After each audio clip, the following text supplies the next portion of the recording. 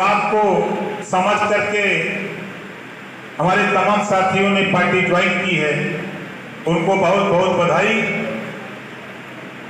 और साथ ही मैं अपने तीनों जिलाध्यक्ष बस्ती जनपद के, बस्ती मंडल के तीनों जिलाध्यक्ष और पूर्वांचल के और उत्तर प्रदेश के जो हमारे अध्यक्ष यहाँ बैठे हैं और जो हमारे प्रदेश के नेता हैं और राष्ट्रीय नेता हैं,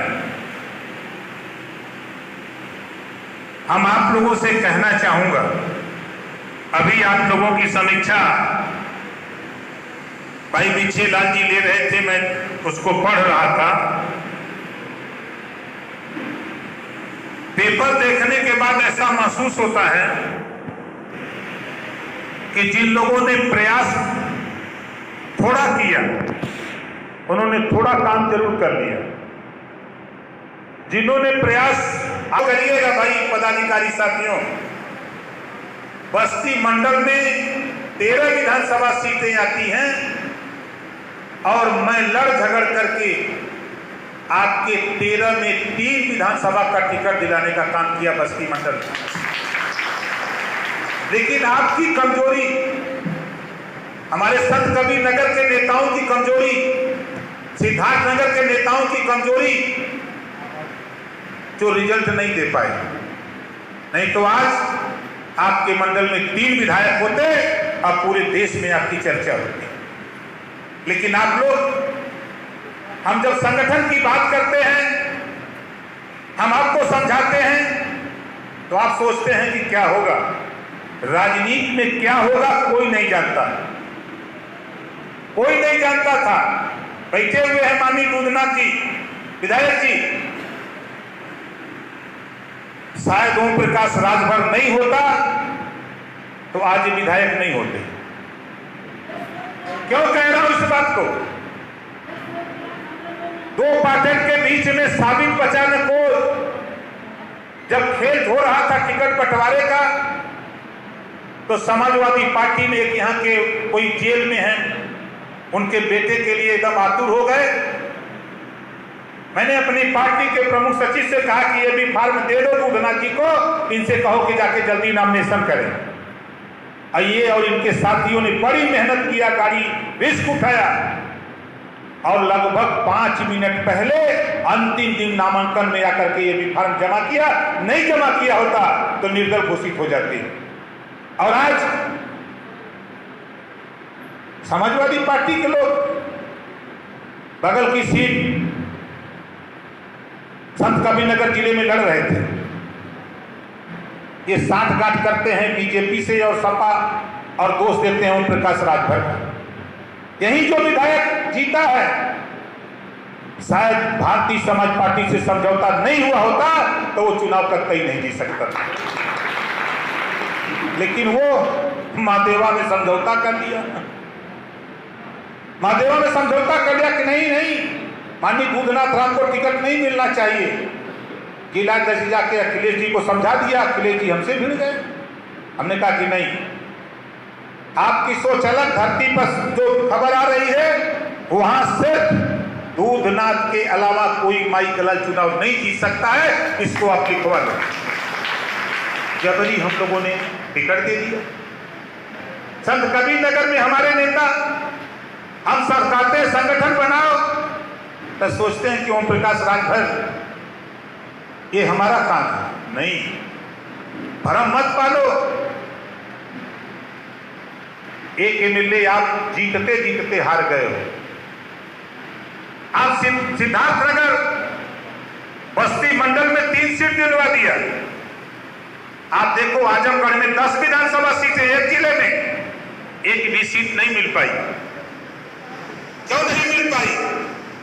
क्योंकि अखिलेश जी कहते थे मेरा गढ़ है। हमने कहा कोई बात नहीं, लेकिन गाजीपुर में संगठन की वजह से, बलिया में संगठन की वजह से, मऊ में संगठन की वजह से, जौनपुर में संगठन की वजह से हमने वहां की ताकत के बल पे और आप लोगों ने जो मेहनत किया था, थोड़ी मेहनत, उस मेहनत के बल पे हमने बस्ती मंडल में 3 सीट दिलवा दिए। एक आप जीते, दो नहीं जीते। आने वाले दिनों में अब नगर पंचायत का चुनाव होने जा रहा है। ध्यान रख लो, नगर पंचायत का चुनाव और भारतीय समाज पार्टी डंके की चोट पर नगर पंचायत का चुनाव लड़ेगी। इसके लिए हमारा संगठन होना चाहिए, हर काम के लिए संगठन। तो हम संगठन का जो काम कर रहे हैं, आपके पास इतने नेता हैं, आप कहीं भी गांव में चौपाल लगाओ, आप बुला लो बिछेला जी को, बुला लो विनोद राजभर को, बुला लो ब्रिजभूषण मिश्रा को, बुला लो माननीय बेदी राम जी को, बुला लो माननीय दूधराम जी को, आप किसी को बुला लो, आप वो नेता जाएगा, आपके यहाँ मीटिंग करके आएगा और आपका संगठन बना के करेगा। लेकिन आप सोचते हो कि विनोद जी आए, बिछेलाल जी आए, वो मीटिंग करें और संगठन बना के दे दें। मेरी कोशिश हो रही है साथियों, मैं आपके बीच में क्यों संगठन के लिए परेशान हूं?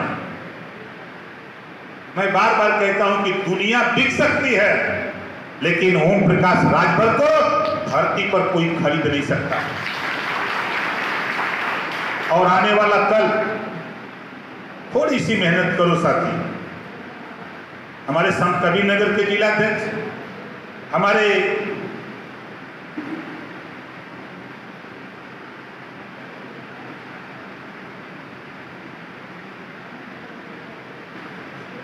सिद्धार्थ नगर के जिलाध्यक्ष और बस्ती के जिलाध्यक्ष, हम तीनों साथियों से कहूंगा कि आप थोड़ी मेहनत करो। कोई दिक्कत परेशानी आप हमको बताओ, हम उस समस्या का निदान करने के लिए तैयार हैं। थोड़ी सी मेहनत करो। हम तो गांव में जब जाते हैं, मैं खुद गांव में जाता हूं, गांव में जाने के बाद लोग कहते हैं हमको अपनी पार्टी का सदस्य बना लो। मैं 10 रुपए का रसीद काटता हूं। पहले तो मैं पूछता हूं क्यों बनोगे? कहे नेताजी, पहले व्यक्ति आप हो जो टीवी पर और अखबार में, सोशल मीडिया पे चिल्ला चिल्ला के कह रहे हो कि जातियों की गिनती करा करके जिसकी जितनी संख्या भारी उसको उतना हिस्सा दिलाने की बात अगर कोई कर रहा है तो आपके अलावा कोई नहीं बोल रहा है। गांव के लोग कह रहे हैं। और हमारे साथी, हम जहां भेजना चाहते हैं वहां जा नहीं रहे हो। हम जहां भेजना चाहते हैं वहां जा नहीं रहे हो। हमारे जितने नेता यहां बैठे हैं, जो चुनाव जितवाता है, जो चुनाव हरवाता है, वहां आप नहीं जा पा रहे। हमने बहुत पढ़ा, सबके पेपर को पढ़ा, आप उन्हीं के बीच में घूम रहे हो। आपको जीतने के लिए वोट चाहिए।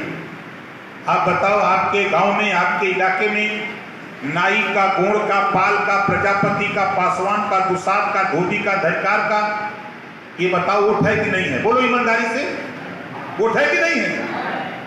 आप वहीं चलो, बिंद केवट निषाद, मल्ला, माझी, मजवार, दुल्हा, दुरैया का वोट है कि नहीं वोट है? आप उनके बीच में जाओगे तब न। आप तो जाओगे नहीं। हमारा नेता उठेगा। आप विनोद राजभर जानते हैं कि मनोज जी के यहाँ चलेंगे तो चाय मिलेगी ही। अब उन्हीं के यहाँ जाके बैठ के चाय पी रहे हैं। अब मनोज से कहते हैं कि तू बना ली है। मनोज जी का ठीक है, ये चले आए। तब मनोज जी बहुत कोशिश किए तो जिलाध्यक्ष को फोन कर दिए है भाई जिलाध्यक्ष तू संगठन बना लीजिएगा। तो जिलाध्यक्ष क्या कर रहा है कि विधानसभा को फोन कर दे रहा है। विधानसभा अध्यक्ष बड़ी जोर लगा रहा है तो ब्लॉक अध्यक्ष को फोन कर दिया। अब ब्लॉक अध्यक्ष किसको फोन करे नीचे? अब तो नीचे कोई है ही नहीं है। अब वही काम रुक जा रहा है। तो आप विनोद जी अगर काम दिए तो आप जिलाध्यक्ष से पूछो। अगर हमारा कोई साथी किसी को काम दिया तो उससे पूछो कि काम की प्रगति क्या है, दिक्कत क्या है, हमको बताओ। थोड़ी सी मेहनत करो साथी। देश में, उत्तर प्रदेश छोड़ दो, पूरे देश नहीं पूरे दुनिया में अगर किसी का डंका बज रहा है तो भारतीय समाज पार्टी का डंका बज रहा है। आप देखो, बोलो, आप लोग बोलो, सबसे ज्यादा चर्चा राजनीति में किस पार्टी की थी? भारतीय समाज पार्टी की। चलो चुनाव जीत गया, राष्ट्रपति का चुनाव आ गया, देश का सबसे बड़ा चुनाव था। इस चुनाव में सबसे ज्यादा चर्चा किसकी थी? भारतीय समाज पार्टी की। अब लोकसभा चुनाव आ रहा है, अब चर्चा शुरू हो गई है। बोलो हो रही है नहीं हो रही है? क्यों हो रही है? आपने जो संगठन थोड़ी तैयार किया है, थोड़ी सी बाकी है, थोड़ी सी उसको मेहनत करके पूरा कर लो। हम दावे के साथ कहता हूं साथी, अभी तो ये बस्ती के लोगों, बस्ती से आपने एमएलए पैदा करके लखनऊ भेजा है, गाजीपुर के लोगों ने लखनऊ भेजा, जौनपुर के लोगों ने लखनऊ भेजा, बलिया के लोगों ने भेजा, मऊ के लोगों ने भेजा।